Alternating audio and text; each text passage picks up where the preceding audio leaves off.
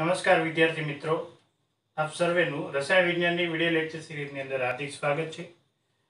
આજે પરમાણુના બંધારણની અંદર આપણે ઇલેક્ટ્રોનની ગોઠવણી માટેના જે અગત્યના ત્રણ નિયમો છે એ ત્રણ નિયમો પૈકી એક નિયમ આપણે ભણી ગયા, સિવાયના બાકીના બે નિયમો એટલે કે પૌલીનો નિષેધ નિયમ અને હુન્ડનો મહત્તમ ભ્રમણનો નિયમ છે એમની આજે વાત કરવી છે।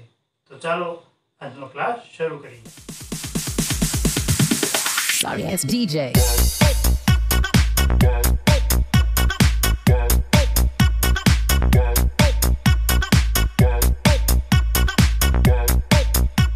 અહીંયા આપણે સૌપ્રથમ જોઈએ તો આઉટબાઉફના નિયમને એકવાર રિવાઇઝ કરી લઈએ। આપણે આઉટબાઉફના નિયમની અંદર એક ચાર્ટ જોયો હતો, એ ચાર્ટને અમે સંક્ષિપ્તમાં રજૂ કર્યો છે, બરાબર। અને એ ચાર્ટના આધારે જ કક્ષકોની ઉર્જા છે એમનો ક્રમ નક્કી કરવામાં આવ્યો હતો। આપણે ચાર્ટની અંદર જોયું હતું કે 1s કરતા 2s કક્ષકની ઉર્જા વધારે હોય, 2s કરતા 2p, 2p કરતા 3s, 3s કરતા 3p, 4s, ત્યાર પછી 4s કરતા 3d કક્ષક 4p, 5s, 4d, 5p, 6s, 4f, 5d, 6p, 7s, 5f, 6p, 7p, 8s આ પ્રમાણે કક્ષકો છે ક્રમશઃ ઉર્જામાં વધતી જાય છે। અને આપણે આ સિક્વન્સમાં પણ યાદ રાખી શકીએ। જો અહીંયા આપણે n+l વાળો એક નિયમ શીખ્યા હતા કે n+l નો સરવાળો વધુ એની ઉર્જા વધુ, તો તમે અહીંયા જોશો ને તો n+l નો સરવાળો અહીંયા થાય છે 1, કેટલો થાય છે 1, અહીંયા થાય છે 2, પરંતુ 2p અને 3s એમના માટે n+l નો સરવાળો થાય છે 3, કેટલો થાય છે 3p અને 4s એમના માટે n+l નો સરવાળો કેટલો થાય છે તો કે 4। તો જો 1s 2s એ કોમન છે, બરાબર। પછી 3s ની સાથે p કક્ષકની શરૂઆત થાય છે, 3s એની ઉર્જા વધારે ને એના કરતા ઓછી 2p, n+l નો સરવાળો 3 થતો એવી બે કક્ષક 3s અને 2p, બરાબર। તો 3s ની ઉર્જા વધારે, 2p ની ઓછી। ત્યાર પછી 4s અને 3p, બરાબર, 4s અને 3p, 4s ની ઉર્જા વધારે ને 3p ની ઓછી।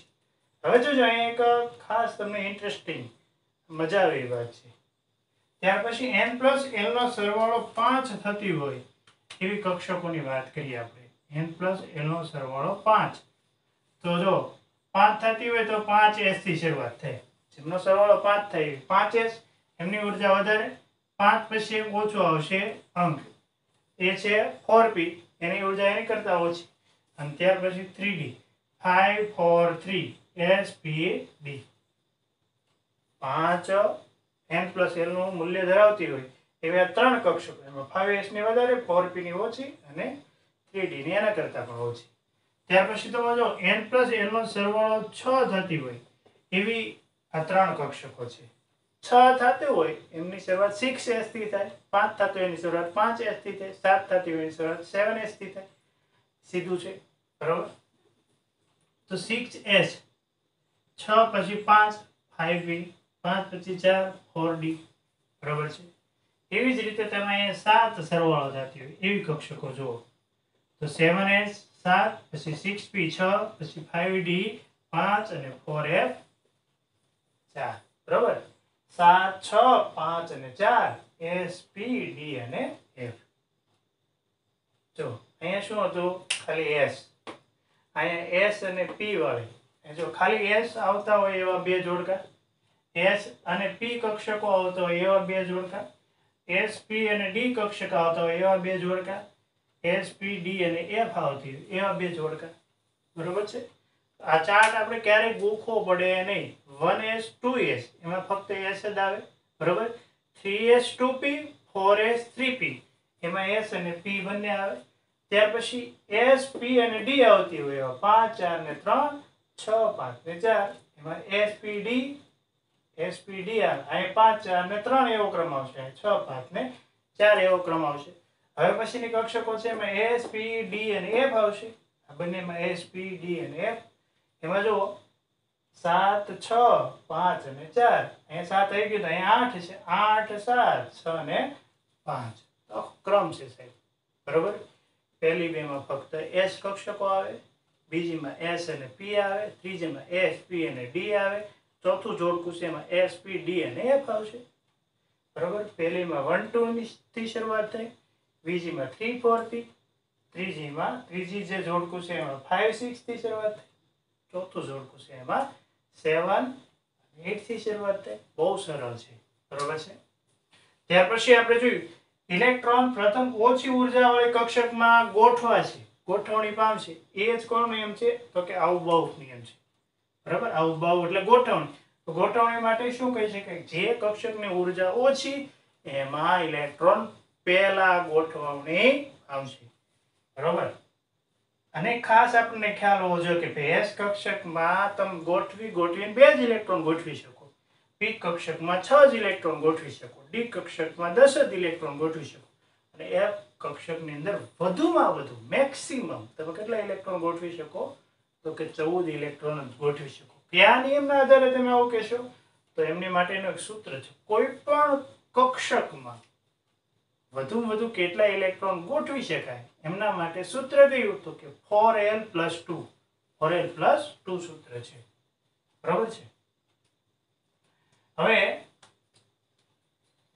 તમે આ 4l + 2 સૂત્ર શા માટે તમે ટ્રાય કર્યું હોય તો તમારી જાણ માટે જો S કક્ષક છે એમના માટે L બરાબર શું થશે તો કે L બરાબર 0 હોય ને તો S કક્ષક કહેવાય L બરાબર 1 હોય તો એ P કક્ષક થશે L બરાબર 2 હોય તો એ D કક્ષક અને L બરાબર 3 હોય તો એ F કક્ષક થશે બરાબર તો અહીં તમે 0 મૂકો તો 4 × 0 0 + 2 0 + 2 2 અહીં તમે 1 મૂકો તો 4 × 1 4 4 + 2 6 અહીં તમે 2 મૂકો તો 4 × 2 8 + 2 10 અહીં તમે 3 મૂકો તો 4 × 12 ને 2 14 અહીંયા 14 તો 4l + 2 પ્રમાણે ચાલે છે બરાબર છે ત્યાર પછી હવે આપણે જે આજના દિવસનો મહત્વનો ટોપિક છે પોલીનો નિષેધ નિયમ શું કહેવા માંગે છે તો કે કોઈ પણ પરમાણુમાં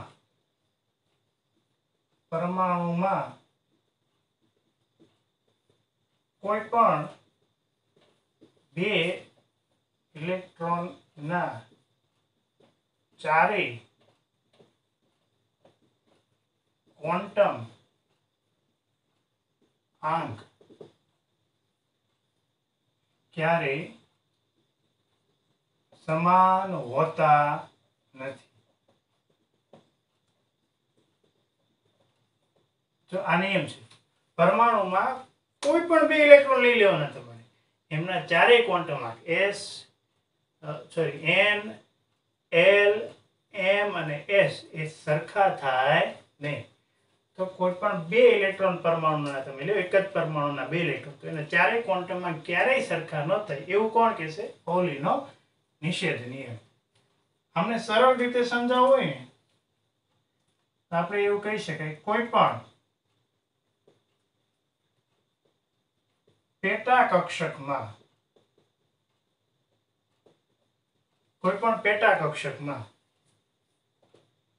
વધુમાં વધુ 2 ઇલેક્ટ્રોન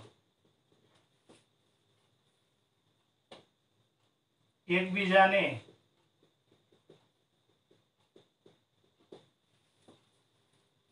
સમાંતર રહે એ રીતે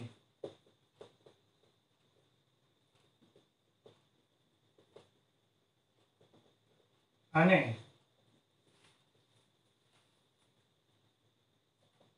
રમણની દિશા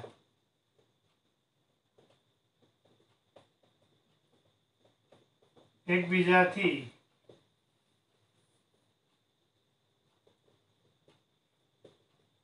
વિરુદ્ધ રહે તે રીતે ગોઠવણી પામે છે કોઈ પણ પેટા કક્ષકમાં પેટા કક્ષકનો મતલબ શું થાય S કક્ષકને એક જ પેટા કક્ષક હોય પણ P કક્ષકને 3 પેટા કક્ષકો હોય આપણે અહીંયા લખી S કક્ષક છે ને એની પેટા કક્ષકો કેટલી તો કે એક જ છે, આવી રીતે એક ખાનાથી દર્શાવવાનું. પણ પી કક્ષક હોય ને તો એની પેટા કક્ષકો કેટલી થાય તો કે 3. કેટલી થશે? 3. આવી રીતે 3 પેટા કક્ષકો હશે. જ્યારે ડી કક્ષક હોય ને તો એની પેટા કક્ષકો 5 થાય. કેટલી થાય? 5. આપણે 5 લખી શકીએ. 1 2 3 4 અને 5. જ્યારે એફ કક્ષકની વાત કરો ને, એફ કક્ષક એમની પેટા કક્ષકો થશે, એફ કક્ષકની પેટા કક્ષકો 7 થાય. કેટલી થાય? 7. 1 2 3 4 5 અને 6 7. આવી રીતે 7 હોય. ટૂંકમાં શું સમજ્યા આપણે? એસ કક્ષકની પેટા કક્ષક 1 હોય, પી કક્ષકની પેટા કક્ષક 3 હોય, ડી કક્ષકની પેટા કક્ષક 5 હોય અને એફ કક્ષકની પેટા કક્ષક કેટલી હોય તો કે 7 હોય. આ કયા નિયમના આધારે કહી શકાય તો કે આપણે આ નિયમ છે ને એ કયો છે ખબર? તો કે 2l+1 વાળો નિયમ છે, એમના આધારે આપણે કહી શકીએ. તો તમારે કોઈ પણ કક્ષકની અંદર વધુમાં વધુ પેટા કક્ષકની અંદર વધુમાં વધુ ઇલેક્ટ્રોન ગોઠવવા હોય તો આ એક ખાનાની અંદર તમે કોઈ એક ખાનું હોય એમની અંદર તમે વધુમાં વધુ 2 જ ઇલેક્ટ્રોન ગોઠવી શકો. 2 ઇલેક્ટ્રોન તમારે કઈ રીતે ગોઠવવાના તો કે 2 ઇલેક્ટ્રોન એકબીજાને સમાંતર રહે એવી રીતે એકબીજાને સમાંતર અને ભ્રમણની દિશા એકબીજાથી ઉલટી હોય, એટલે એકનો એરો ઉપર હોય ને એકનો એરો નીચે હોય. એવી જ રીતે તમે એક ખાનાની અંદર એક કક્ષકની અંદર ઇલેક્ટ્રોન ગોઠવી શકો. વધુમાં વધુ 2 ઇલેક્ટ્રોન એકબીજાને સમાંતર અને ભ્રમણની દિશા એકબીજાથી વિરુદ્ધ રહે એ રીતે ગોઠવણ કરી શકો. આ પૌલીનો નિષેધ નિયમ તરીકે ઓળખાય છે. તમે કોઈ પણ કક્ષકની પેટા કક્ષકોની સંખ્યા, બરાબર, અહીં આપણે એવું લખી શકીએ કક્ષકની પેટા કક્ષક મેળવવા એમનું સૂત્ર શું છે તો કે 2l+1. માની લો કે l બરાબર 0. l બરાબર 0 એટલે કઈ કક્ષક થાય? s કક્ષક. l બરાબર 0 s કક્ષક, બરાબર છે. અહીંયા 0 મૂકો તો 2 × 0 0, તો 0 + 1 s કક્ષકની પેટા કક્ષક કેટલી થશે? 1. તમે એવી જ રીતે l બરાબર 2 મૂકો, સોરી 1 મૂકો. l બરાબર 1 એટલે p કક્ષક. p કક્ષક માટે તમે જો તો 2 × 1 l બરાબર 1, 2 × 1 2, 2 + 1 3. l બરાબર 2 લઈ લ્યો. l બરાબર 2 એટલે એ કઈ કક્ષક થશે? d કક્ષક. અને ડી કક્ષકની પેટા કક્ષક કેટલી હોય? 5. અહીં મૂકો, અહીં 2 મૂકો. 2 × 2 4, 4 ને 1 5. l બરાબર 3 લઈ લો. f કક્ષક કહેવાય. f કક્ષકની પેટા કક્ષકો કેટલી છે? 7. અહીં મૂકો 3. 3 × 2 6, 6 ને 1 7. તો આ રીતે કક્ષકની પેટા કક્ષકો મેળવવાનું સૂત્ર છે 2l+1. કેવું સૂત્ર છે? 2l+1. અને આ પેટા કક્ષકોમાં વધુમાં વધુ કેટલા ઇલેક્ટ્રોન ગોઠવાઈ શકે, બરાબર, એનું સૂત્ર છે 4l+2. તમે જુઓ અહીંયા એક પેટા કક્ષક છે. એક પેટા કક્ષકમાં વધુમાં વધુ કેટલા ઇલેક્ટ્રોન ગોઠવી શકાય? આપણે કીધું કોઈ પણ પેટા કક્ષકમાં વધુમાં વધુ 2 ઇલેક્ટ્રોન ગોઠવી શકાય. એક પેટા કક્ષક હોય તો એમાં 2 ઇલેક્ટ્રોન ગોઠવી શકાય. આ s કક્ષકની અંદર વધુમાં વધુ 2 ઇલેક્ટ્રોન ગોઠવી શકાય. 3 પેટા કક્ષકો તો 6 ઇલેક્ટ્રોન, 5 પેટા કક્ષકો તો 10 ઇલેક્ટ્રોન અને 7 પેટા કક્ષકો તો કેટલા ઇલેક્ટ્રોન ગોઠવી શકાય? 14 ઇલેક્ટ્રોન, બરાબર. તો અહીંયા જો વધુમાં વધુ ઇલેક્ટ્રોન અહીંયા કેટલા ગોઠવી શકાશે તો કે 2, 6, 10 અને 14. તો એ વાત આપણે અહીંયા સમજી શકીએ. ઇલેક્ટ્રોન ની ગોઠવણી કરવી હોય કોઈ પણ કક્ષકની અંદર તો 2 જ ગોઠવી શકાય. પેટા કક્ષકની ખાસ વાત થઈ છે. અને બે ઇલેક્ટ્રોન પાછા આ રીતે ગોઠવાના, એકની દિશા ઉપર હોય તો એકની દિશા નીચે, ભ્રમણની દિશા એકબીજાની વિરુદ્ધ રહે એ રીતે ગોઠવવાનો હોય છે. આ નિયમને પૌલીનો નિષેધ નિયમ તરીકે ઓળખવામાં આવે છે. બરાબર છે. બે નિયમ એક સાથે આપણે મિક્સ કરશું. પેલું કે તમારે ઇલેક્ટ્રોનની ગોઠવણી કરવી તો ઓછી ઉર્જાવાળી કક્ષક પહેલા ભરવાની, પછી ક્રમશઃ ઉર્જા વધતી જાય એ રીતે કક્ષકોની ગોઠવણી થશે. પણ એક ખાસ ધ્યાન રાખવાનું સાહેબ કે કોઈ પણ કક્ષકો, પેટા કક્ષકોની અંદર તમે વધુ કેટલા ઇલેક્ટ્રોન ગોઠવી શકો? 2. અને અહીંયા તમને ડાઉટ ન થવો જોઈએ એસ કક્ષકની અંદર 2 ઇલેક્ટ્રોન, તો પી કક્ષકની અંદર 2 ઇલેક્ટ્રોન ને પી કક્ષકમાં ટોટલ 3 પેટા કક્ષકો છે એટલે એમાં 6 ઇલેક્ટ્રોન ગોઠવે છે. ડી કક્ષક એ એક ડી કક્ષક ને ડી ની પાસે પેટા કક્ષકો 5 છે, એમાં 5 ગુણ્યા 2 એટલે 10 ઇલેક્ટ્રોન. અને એફ કક્ષકમાં આવી પેટા કક્ષકો 10 છે તો એ 10 માં 2 ઇલેક્ટ્રોન, સોરી 7 છે, 7 માં 2 ઇલેક્ટ્રોન ગોઠવશો તો 14 ઇલેક્ટ્રોન એમાં ગોઠવી શકે છે. કઈ રીતે? જો આમાં વધુ કેટલા ઇલેક્ટ્રોન ગોઠવી શકે? તો કે આમાં વધુ 2 ઇલેક્ટ્રોન આ રીતે. આમાં વધુ કેટલા? તો કે 1 2 3 4 5 અને 6. 6 સુધી ગોઠવી શકાય. 5 હોય 5 જ ગોઠવવાના, પણ 6 હોય તો 6 સુધી ગોઠવ. આમાં 10 ઇલેક્ટ્રોન ગોઠવી શકાય. જો 1 કઈ રીતે ગોઠવવાની? પહેલા બધા એક ગોઠવવો જોઈએ ખરેખર તો.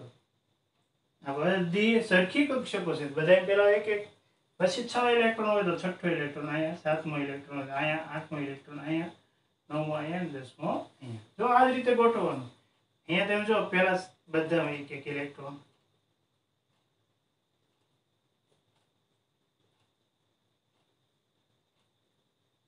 બરાબર છે, બધા એક ઇલેક્ટ્રોન થઈ ગયા. ત્યાર પછી હવે યુગ્મીકરણ કરો એનું. આ એક નિયમ છે ખરેખર, જે હવે પછી આપણે ભણવાનો છે, પણ તમારે આ જ રીતે બરાબર ઇલેક્ટ્રોનની ગોઠવણી કરવાની રહેશે, આ જ રીતે સમજવાનું રહેશે. પી કક્ષક આવે તો સમજી જવાનું કે પી કક્ષક હોય એમાં 3 પેટા કક્ષક હોય. કઈ હોય? પી કક્ષકની 3 પેટા કક્ષકો યાદ છે તમને? તો કે હા, તમે કહેશો આ ખ્યાલ છે.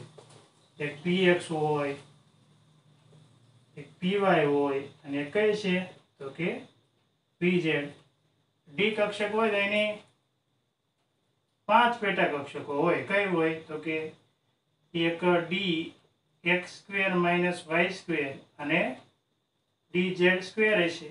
ત્યાર પછી બાકીની 3 dxy, dyz, dzx હશે. એફ કક્ષક માટે આવું કઈ છે નહીં, એટલે આવું હોય ખરેખર. એસ કક્ષકમાં કોઈ પેટા કક્ષક હોય નહીં. જો dx² - y², dz², dxy, dyz, dzx એવી 5 કક્ષકો હોય. અહીંયા px, py, pz એવી 3 કક્ષકો હોય. બરોબર. પહેલા બધા એક ઇલેક્ટ્રોન ગોઠવવાનો, પછી બધા એમાં બબ્બેના જોડકા કરતા જવાના હોય, વધુ ઇલેક્ટ્રોન હોય તો. તો આ થઈ પૌલીના નિષેધ નિયમની વાત. સાથે સાથે અવબાઉનો નિયમ પણ આપણે છે જોતા ગયા. બરોબર. હવે પછી નો ત્રીજો નિયમ આપણે ભણવો છે, એ છે હુંડનો મહત્તમ ભ્રમણનો નિયમ. બરોબર. ચાલો હવે પછીનો આપણો નિયમ છે એ છે હુંડનો મહત્તમ ભ્રમણનો નિયમ. હુંડનો મહત્તમ ભ્રમણનો નિયમ. શું નિયમ છે એ સમજશું, અને કેવી કક્ષકો માટે આ નિયમ છે એ પણ સમજશું આપણે.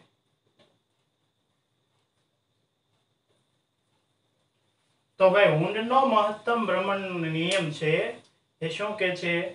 તો કે આ નિયમ ફક્ત સમશક્તિક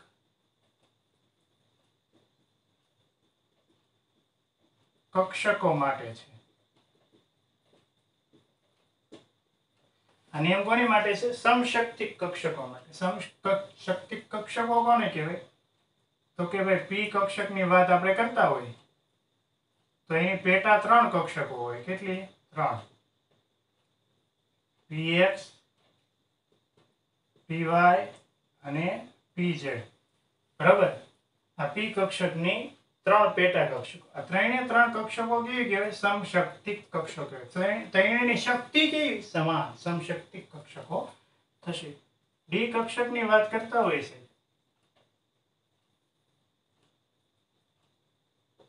તો 1 2 3 અને 4 5 આ ડી કક્ષકની 5 પેટા કક્ષકો થશે. D XY, D YZ, D ZX, D Z² અને D X² minus Y². D X² minus Y². તો આવી રીતે ડી કક્ષકની કેટલી પેટા કક્ષકો થશે? 5 પેટા કક્ષકો થશે.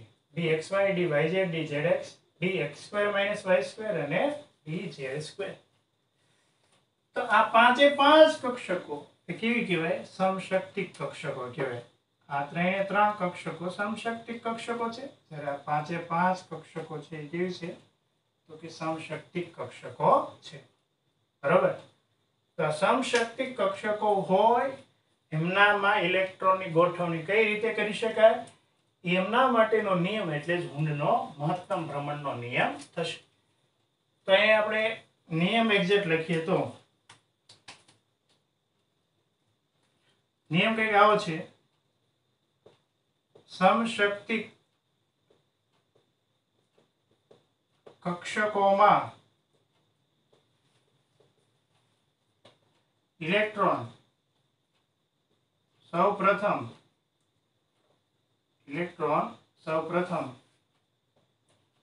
અયુગ્મિત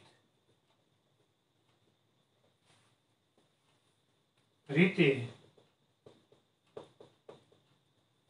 ગોઠવવામાં આવે છે. બરાબર. સમશક્તિક કક્ષકોમાં ઇલેક્ટ્રોન સૌપ્રથમ અયુગ્મિત રીતે ગોઠવવામાં આવે છે અને ત્યારબાદ જ તેનું શું થાય છે? તો કે તેનું યુગ્મીકરણ થાય છે.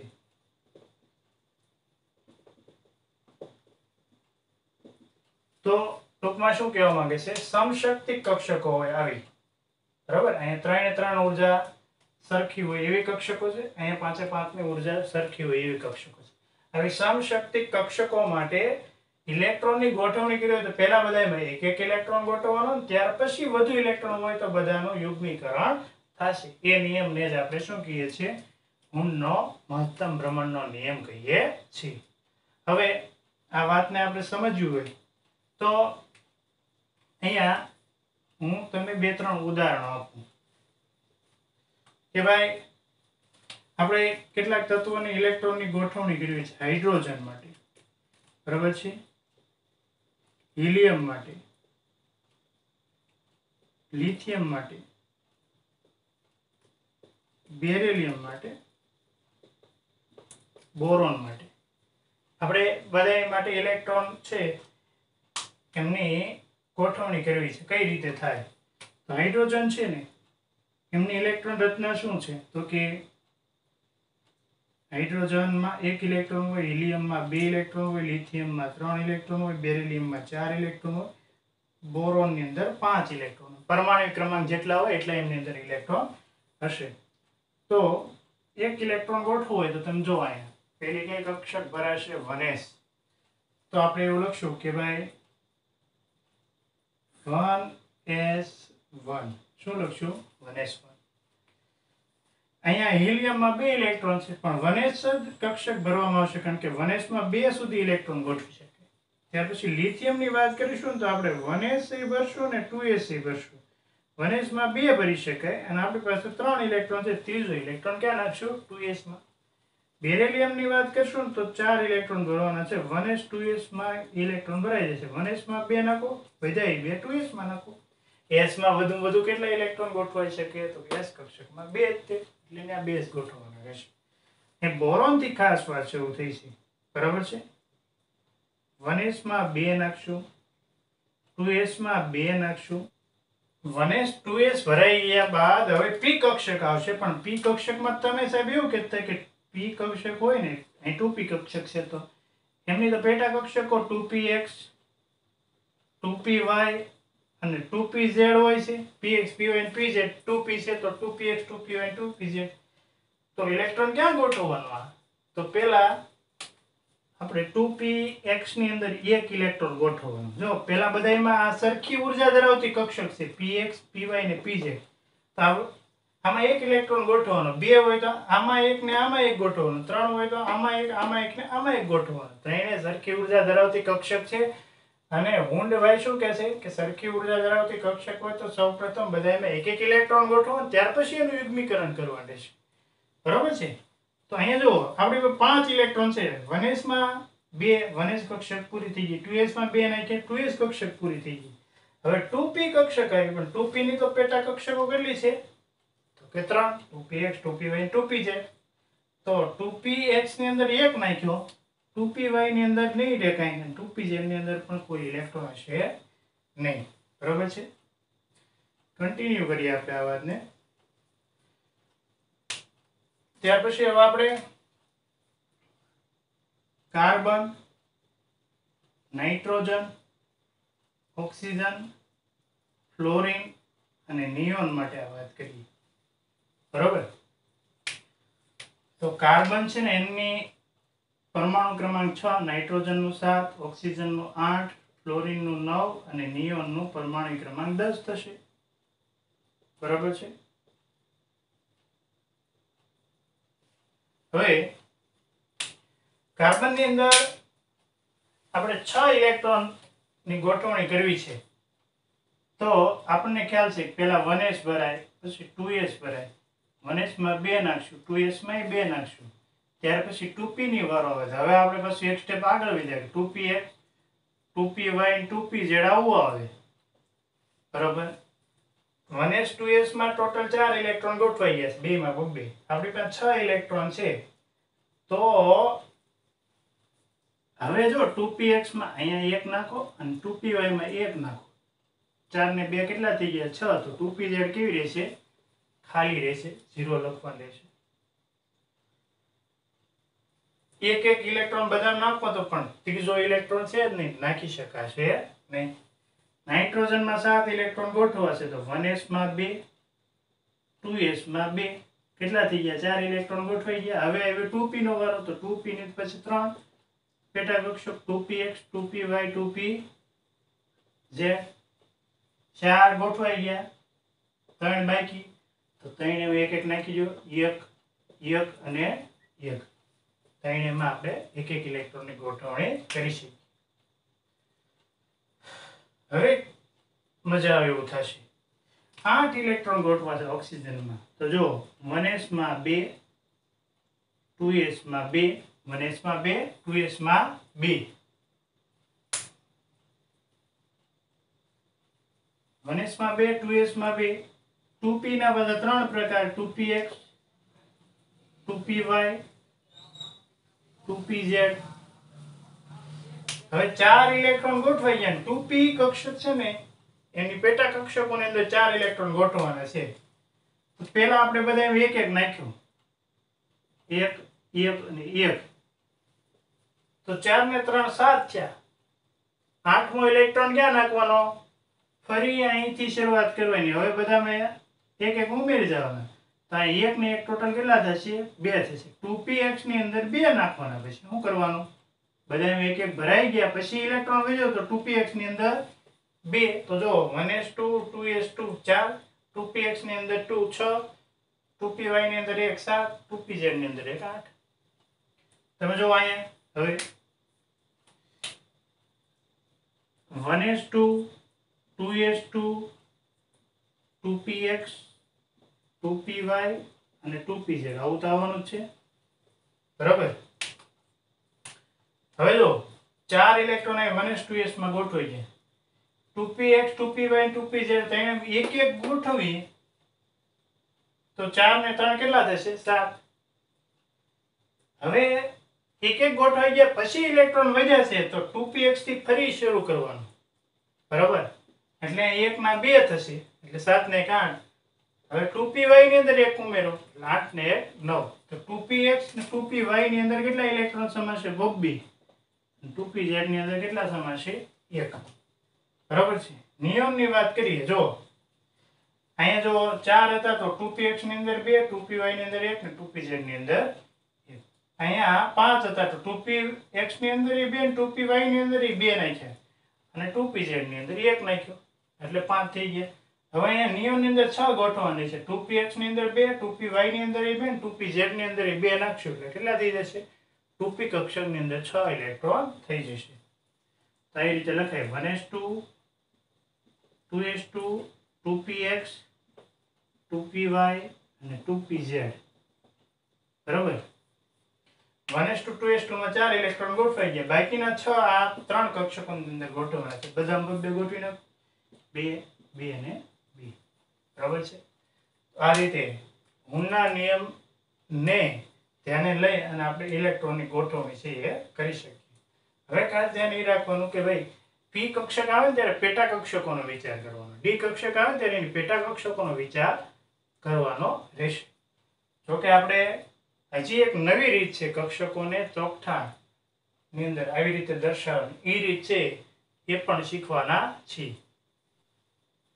તો વિદ્યાર્થી મિત્રો આજે એટલે સુધી રાખીશું. ફરી મળીશું. આવજો. Bye bye.